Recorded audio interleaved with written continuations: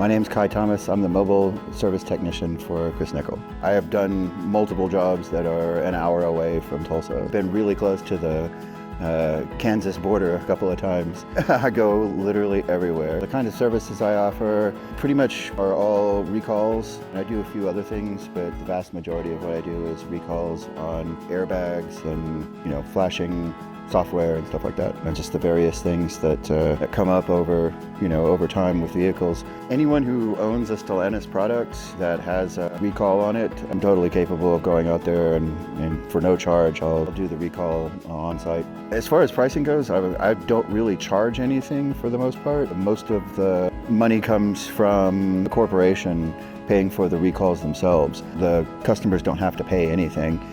If I find that they have like a bad air filter or wipers or something like that, I generally carry that stuff with me. I probably have more customer service experience than any of the other technicians. I've done a fair amount of sales, been a manager of a couple of different locations, generally a little bit friendlier than a lot of the other guys in the shop. So I guess that's what I bring is a little bit better customer service. I've gone on several jobs where the car won't be there right away, like someone's gonna bring it, but there'll be an elderly woman that's just sitting in the house.